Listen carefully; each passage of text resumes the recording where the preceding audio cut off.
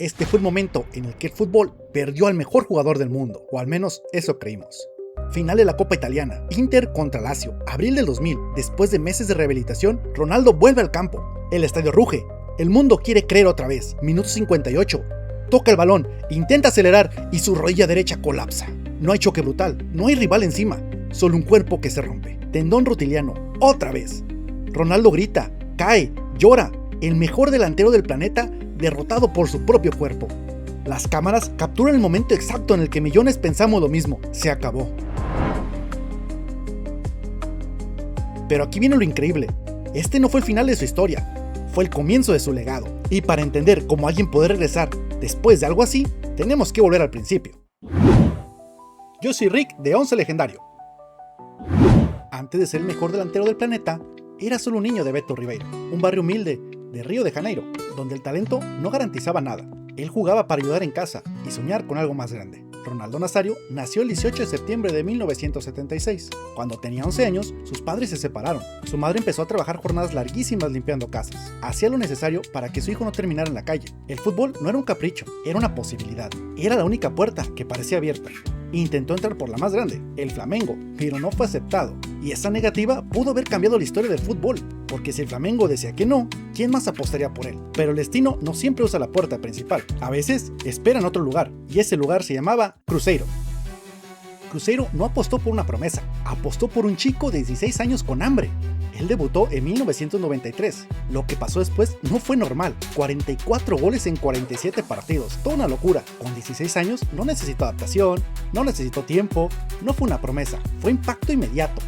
Brasil entendió que había algo distinto que estaban haciendo, pero lo más inquietante no eran cuántos goles hacía, era cómo los hacía. Velocidad descontrolada, potencia imposible de frenar, definición fría. Europa no solo tomó nota, empezó a prepararse, y el siguiente destino lo cambiaría todo.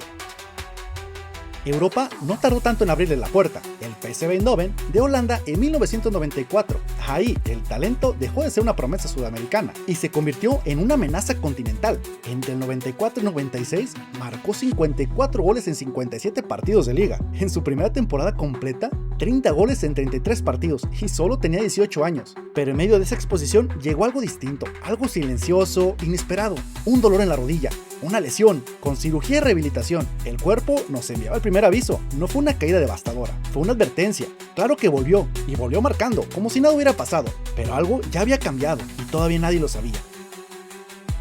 Durante la temporada 96-97, nacería el fenómeno, llegando al Barcelona.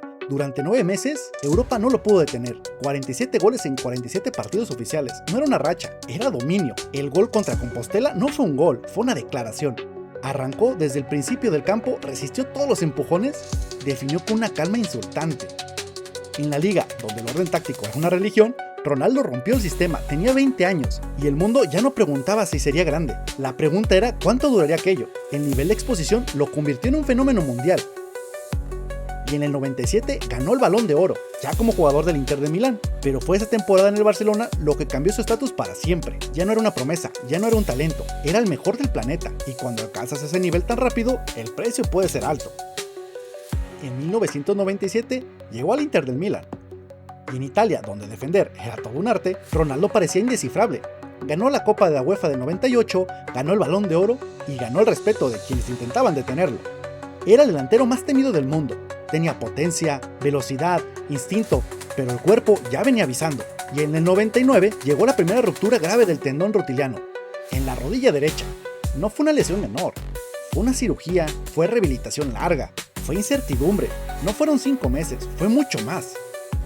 El regreso se anunció para abril del 2000. El estadio estaba listo, el mundo estaba listo. 6 minutos. Sí, solo 6 minutos. Intentó hacer un movimiento simple, pero la rodilla colapsó. Ruptura completa del mismo tendón. Silencio. El mejor delantero del planeta acababa de perder la batalla más importante esta vez, y nadie sabía si habría algún regreso. Pero antes de que su rodilla se rompiera, su mente ya había sido expuesta a una prueba. En Francia 98, Ronaldo llegó como la gran estrella del torneo, el mejor jugador del planeta, el rostro del campeón defensor. Brasil alcanzó la final. Horas antes del partido, ocurrió algo que todavía genera debate. Según reportes oficiales, sufrió un episodio convulsivo. Hubo mucha confusión, médicos, dudas, sus compañeros se desconcentraron. A mí me pasó que todo muy bien hasta las 12 en la comida. Comimos tranquilamente y volvimos a la habitación. Yo con Roberto Carlos en la habitación. Como siempre en la selección estuve con Roberto. Me lavé los dientes y me decidí acostar un poquito para dormir un par de horas, la siesta famosa. Me tumbé y para mí me había adormentado. A los 10 minutos pues me despierto y estaba el médico, Roberto y otros jugadores que había pasado por el pasillo y que me contó, oye, que tú has tenido una convulsión y todos están de acuerdo que no puedes jugar a la final, que no puedes jugar a la final. Vamos al estadio que yo voy a jugar sí o sí este partido. Durante ese momento no estaba claro si podría jugar, pero jugó. Y Brasil perdió 3-0 ante Francia. El mundo no entendía qué había pasado. Ronaldo caminó por el campo esa noche, sin esa electricidad que lo hacía imparable. Ese partido no rompió su rodilla, pero sí dejó una sombra, una duda, una presión que lo acompañaría por meses. Y cuando el cuerpo comenzó a fallar un año más tarde, ese fantasma volvió. Después de casi 2 años entre cirugías, dolor y dudas, regresó. Corea-Japón 2002. Muchos no sabían qué esperar. Ya no era el joven eléctrico del 97. Ya no tenía esa misma explosión. Tenía cicatrices. Tenía peso extra, tenía un cuerpo reconstruido, pero tenía algo más, instinto. Marcó 8 goles en el torneo, 8, fue la bota de oro. Y en la final contra Alemania marcó 2 goles, que no solo ganaron el partido, fueron 2 goles que logró anotarle al mejor portero del mundial, Oliver Kahn. Esto cambió su historia, Brasil campeón del mundo, el jugador que muchos se habían dado por terminado, levantaba la copa. No volvió como el más rápido, no volvió como el más espectacular, volvió el campeón. Y esta vez nadie pudo decir que estaba acabado. Este año ganó el Balón de Oro. En el 2002 llegaría al Real Madrid. Los Galácticos. Luces, expectativa mundial y goles. 104 goles en 177 partidos. Ganó 2 ligas y una intercontinental. Nunca pudo levantar una Champions. Pero nos dejó noches imposibles de olvidar, como el hat-trick en Old Trafford ante el Manchester United. El estadio inglés se puso en pie. Hasta los rivales entendían que estaban viendo algo distinto. And listen to this.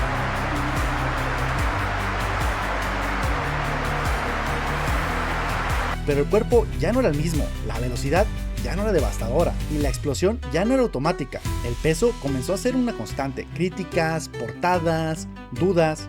Años después se reveló que sufría hipotiroidismo, una condición que afecta el metabolismo. No era simple falta de disciplina, era un cuerpo luchando por mantenerse. Seguía marcando, seguía siendo decisivo, pero ya no era el Ronaldo del 97, era otra versión, más humana, más limitada, y quizás por eso más admirable.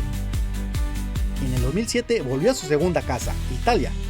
El Milan, un nuevo comienzo, un nuevo intento. En 20 partidos, 9 goles. Todavía tenía olfato, todavía tenía instinto, pero el margen de error ya no existía, y en el 2008 llegó el golpe final. Ruptura grave de la rodilla izquierda, otra vez. No era la misma rodilla, pero era el mismo mensaje.